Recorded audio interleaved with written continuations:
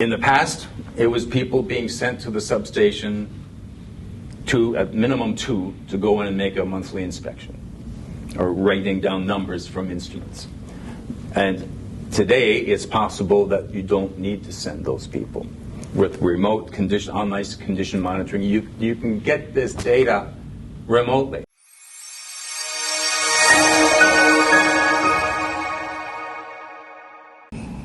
So, Mr. Brian, what are the key things to consider when moving towards online continuous monitoring?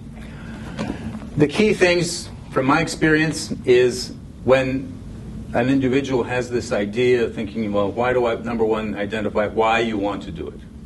And there's a number of reasons. We've been discussing them now. It's reducing risk of unexpected failure, improving safety for the workers, those issues. So that answers the question, why? The next question is, who is going to be impacted? Who is going to be affected by the implementation of this monitoring plan? And that can involve the maintenance people, operations people, IT people, communications people. All of these people need to be sharing in the experience of understanding why they're being asked to support this. Because the engineer needs support.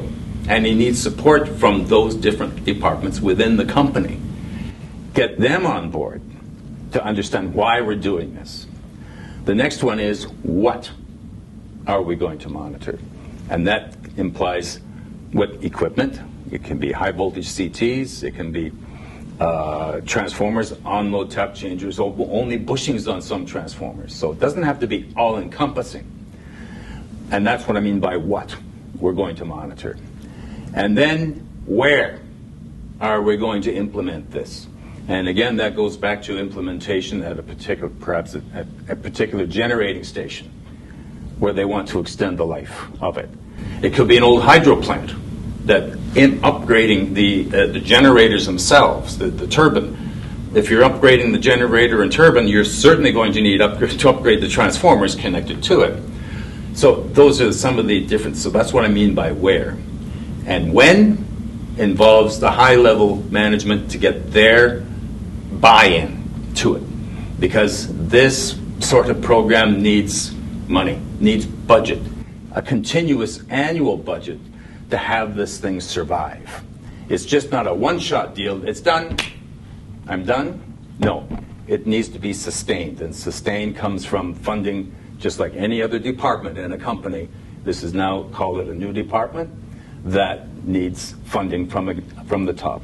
So it starts with why. Answer those 5 questions before you start writing a specification. And the program, from my experience in seeing utilities implement that, have been successful. One of the things that is most important when it comes to remote access, remote monitoring, online condition monitoring, is communications. A lot of substations are remote in difficult to reach places, no matter what country you're in. Every country has a different situation.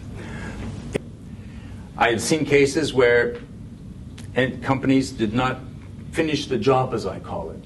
They put the box on the side of the transformer with all the sensors, all the winking lights are working. No communication cable to the alarm system in the plant or in the substation. I have seen transformers fail, blow up, because that one job wasn't finished. That's part of the checklist that you go through when you're doing that sort of thing. That's important. Perhaps you can touch a little bit about the clearly defined specification, as well as how do you select a vendor or a partner? Okay.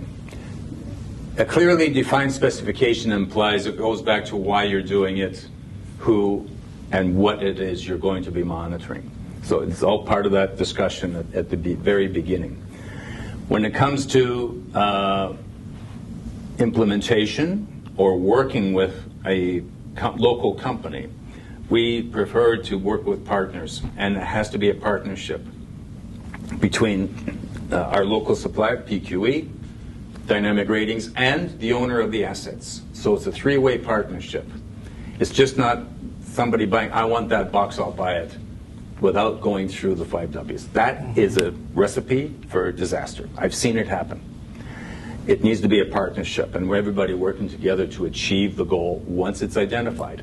Why you do it, who's involved, and what it is we're going to do.